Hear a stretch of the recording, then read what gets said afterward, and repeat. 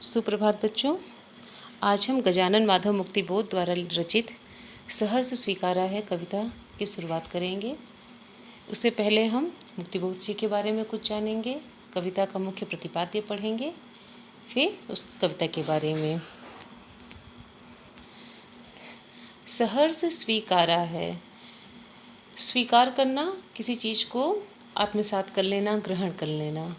और कैसे ग्रहण करना? सहर्ष, हर्ष के साथ स्वीकार करना।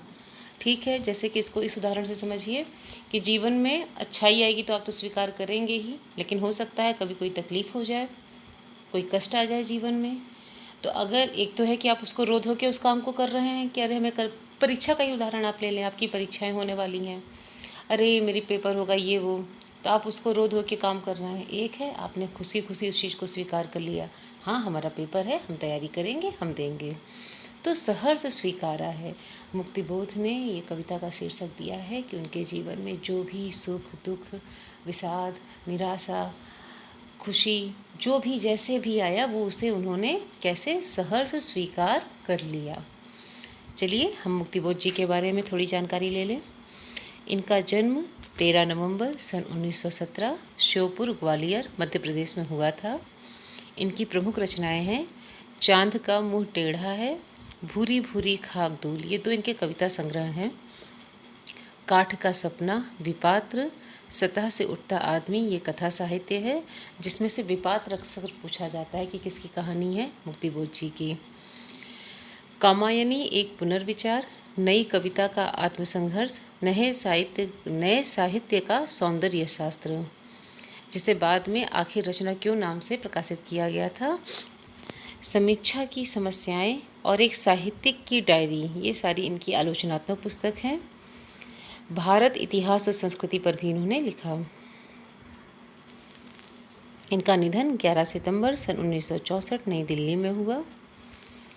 हमारी हार का बदला चुकाने आएगा, संकल्प धर्मा चेतना का रक्त प्लावित स्वर, हमारे ही हृदय का गुप्त स्वर्णाक्षर प्रकट होकर विकट हो जाएगा। हार का बदला चुकाने वाले संकल्प धर्मा कवि, संकल्प धर्मा जिस चीज़ का संकल्प लिया उसको पूरा किया।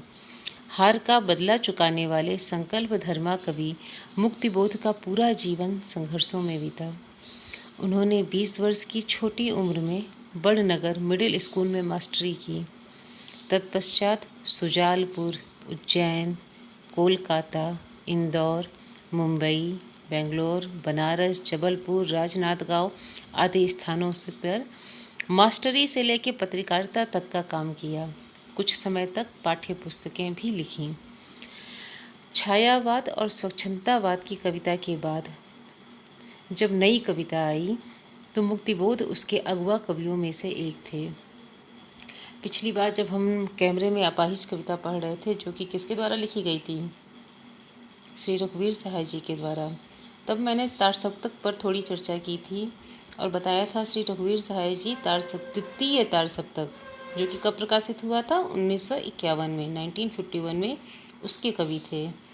तभी मैंने बताया था कि पहला तार सप्तक, जिसको प्रथम तार सप्तक न कह के सिर्फ तार सप्तक कहा जाता है, जो कि 1943 में था, उसके प्रमुख कवि थे मुक्तिबोध। तो मुक्तिबोध उसके अगुआ कवियों में से एक थे।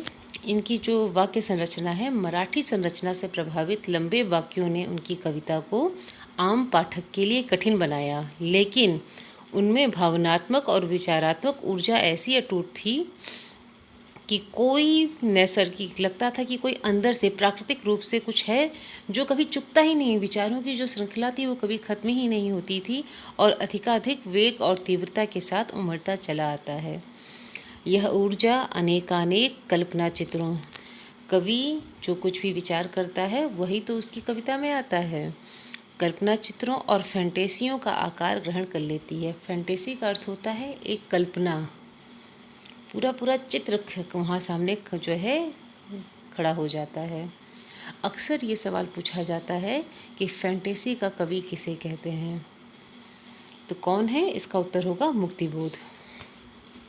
मुक्तिबोध की रचनात्मक ऊर्जा का एक बहुत बड़ा अंश आलोचनात्मक लेखन और साहित्य संबंधी चिंतन में सक्रिय रहा।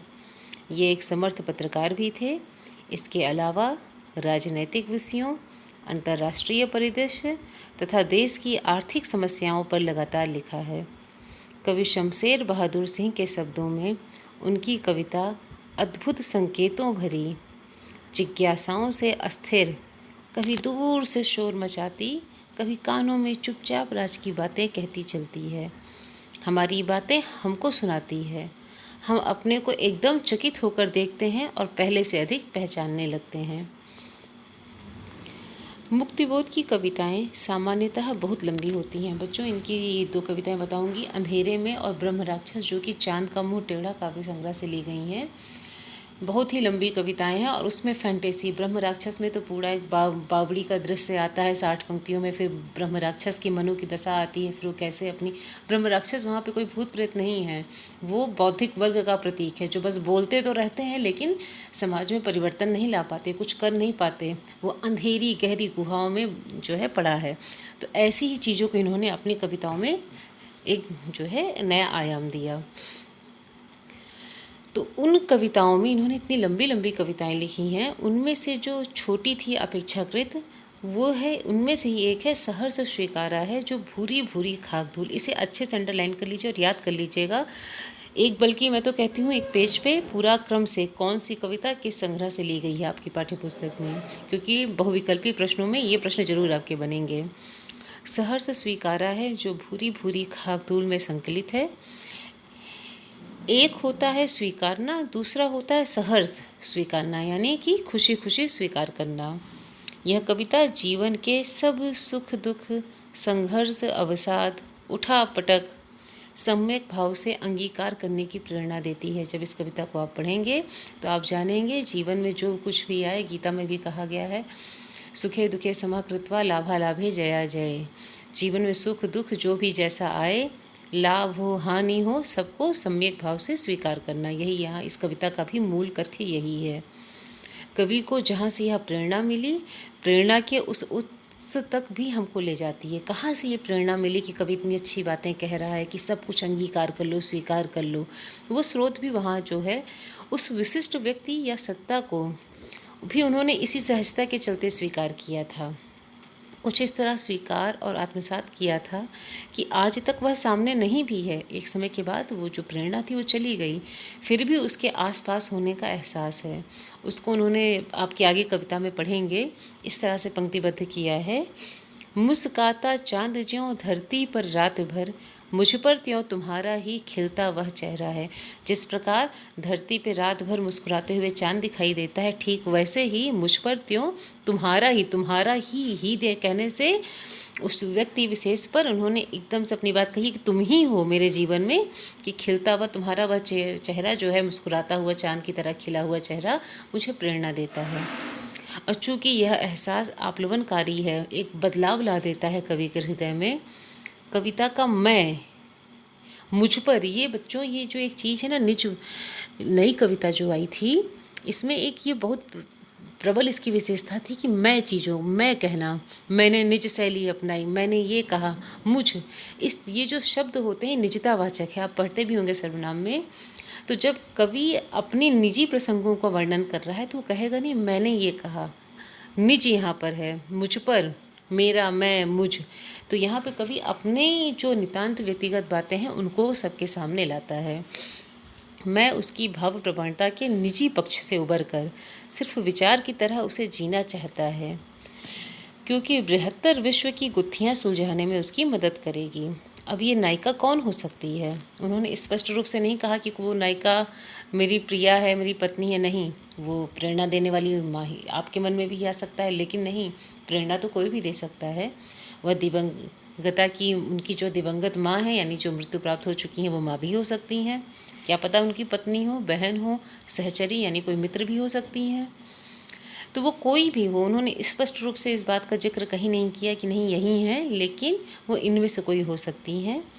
सहज स्नेह की ऊष्मा जब विरह में अग्निशिखा सी उद्दीप्त हो उठी है, थोड़ी थोड़ी सी निसंगता भी एकदम से जरूरी हो आई है, और वह चाहने लगा है मोह मुक्ति। जब हम किसी से अत्यधिक प्रेम करने लगते हैं और वह हमारे जीवन में बंधन का कारण बन जाता है, तब हमें लगता है कि अब वह उससे थोड़ा-सा उस चीज़ से दूर हो जाएँ, क्योंकि किसी का अत्यधिक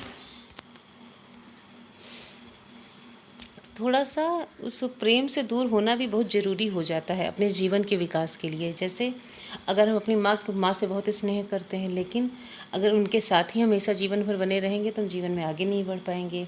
एक समय कठोर होके हमें निर्णय लेना पड़ता है कि अब हमें आगे बढ़ना है, पढ़ाई के लिए बाहर जाना है। उस मोह से मुक्ति भी ज़रूरी है।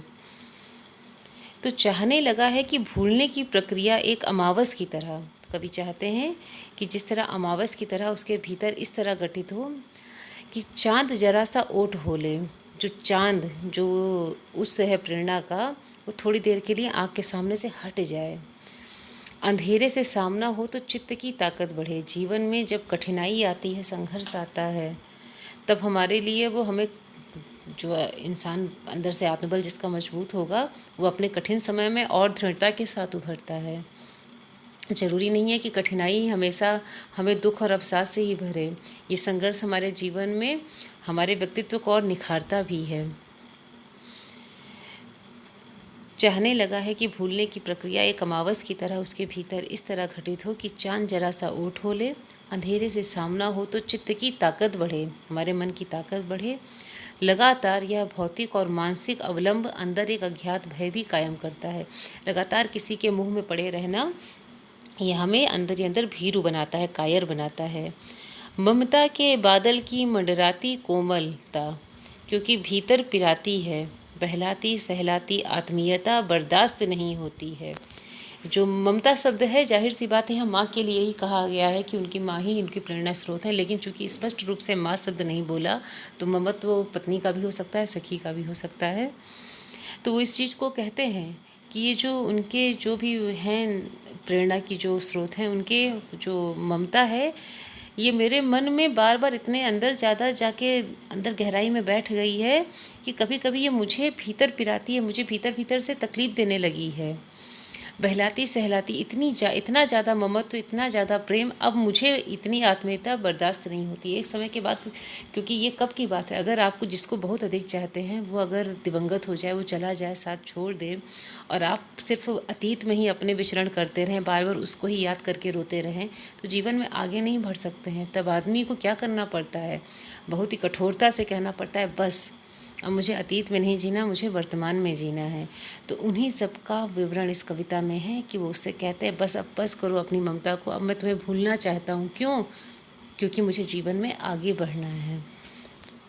दृढ़ता और तज्जन्य कठोरता भी मानव के बड़े मानव मूल्य हैं। इसलिए भूल जाना भी एक कला है। अति किसी चीज़ की अच्छी नहीं। हर समय की भावाद्रता भी कमज़ोर करती है। अतिशय प्रकाश से आंखें चौंधिया जाती हैं।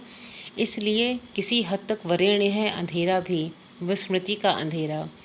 वही इन्होंने कहा है ना, सहर्ष स्वीकारा है। मुझे उजाला प्रेम स्वीकार है, तो मुझे अंधेरा जीवन का निराशा भी स्वीकार है। कभी कभी वो भी हमारे जीवन में बहुत बड़ा काम करती है। और भूल जाना भी एक कला है जीवन के लिए बच्चों। अगर हम सब कुछ याद ही रखेंगे तो जीवन जीना बड़ा मुश्किल हो जाता है। जो ईश्वर ने हमको ये गुण दिया है ना, भूल जाओ। कोई आपको तकलीफ़ दे रहा है, भूल जाओ, माफ़ कर दो, आगे बढ़ो। जीवन में कुछ कष्ट आया था, ठीक है, भूल गए, आगे बढ़ो। अगर ये भूलने की शक्ति मतलब कि ईश्वर का दिया हुआ हर चीज़ हमारे लिए बड़ा अच्छा होता है। अगर उसने हमें भूलने की कला ना सिखाई होती तो जीवन में हम पिछली चीज़ों को ही लेके मन में बैठे रहते, आगे ना बढ़ पाते।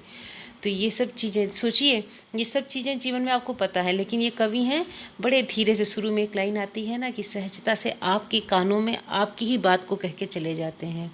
कुछ नया नहीं है, ये सब आप जानते हैं, लेकिन कवि हैं, आते हैं, फिर से गुनगुनाते हैं, कहते हैं और चले जाते हैं।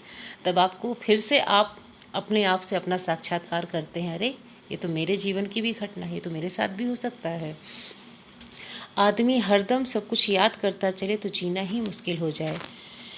तमसो माँ ज्योतिर्गमय यदि एक प्रकार का सच है तो उतना ही बड़ा सच है पाताली अंधेरे की गुफाओं में डूबना। ये सारे शब्द अभी कविता आप पढ़ेंगी तो आएगा उसमें। भूलना दंड सही, फिर भी पुरस्कार मानकर ही ग्रहण करना चाहिए। धुएं के बादल भी पूर्ण विस्मृत घटित नहीं कर पाते, यादों का धुंधलका वहाँ भी है।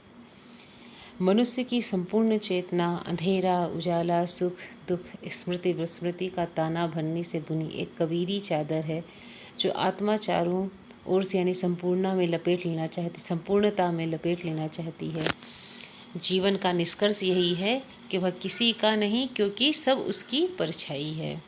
अब प्रश्न यहाँ क्या उठता है कि वह है कौन, दिवंगता की माँ या दिवंगता माँ, सॉरी बच्चों, दिवंगता यानी कि जो स्वर्ग चली गई, जो स्वर्ग से धार गई, मृत्यु को प्राप्त हो चुकी हैं, वो हैं या प्रिया है। बृहत्तर जीवन दर्शन जो ईश्वर निरपेक्ष होता हुआ भी उतना ही सर्वव्यापी और अपलवनकारी है जितना कबीर के राम या वर्ड्सवर्थ की मात्र मना प्रकृति। यह गुत्थी ना भी सुलझे तो भी ठीक है, नहीं पता कि कौन है वो, प्रिया है कि माँ है, तो भी कविता अपनी मम स्पर्शिता में जितने प्रेम से ये हमारे हृदय को स्पर्श करती है, द्वंद्व विह्वलता के कारण उतनी ही संगत और विशिष्ट है। यहाँ पे साधक और साध्य की एकात्मता, साधक जो कार्य को कर रहा है, साथ ही जो हमारा प्राप्त लक्ष्य है, जो हमें पाना है, उसकी एकात्मता, वो दोनों एक हो जाएं। तेरा तुझको सौंपना का लागे मोरा, ऐसा निरअहंकार विनय इस साहित्य में, इस कविता में जब आप पढ़ेंगे तो ये बहुत ही कम लोगों में मिलता है, जो कि मुक्तिबोध के जीव इस कविता में मिल गया है हमें, कि एकदम निरपेक्ष भाव से इस चीज़ को स्वीकार कर लेना कि जो प्रभु तुम्हारा है, तुमको अर्पण है और सब मुझे स्वीकार है। इस कविता को आज हमने इतना पढ़ा, कवि के बारे में पढ़ा, इस कविता का सारांश देखा। इसके बाद हम, कविता लंबी है तो 2-3 भागों में इसको बांट के धीरे धीरे इसकी व्याख्या करेंगे। बच्चों मन लगा के पढ़ाई करिए, काम पूरा कराते रहिए, थोड़ा थोड़ा करिए लेकिन करके चेक कराइए, वो आपके लिए ही अच्छा होगा। और सबसे बड़ी बात है, ये कविता बहुत ही इम्पोर्टेंट है, इसमें से 4-5 नंबर के 8 नंबर के प्रश्न आते ही आते हैं। धन्यवाद।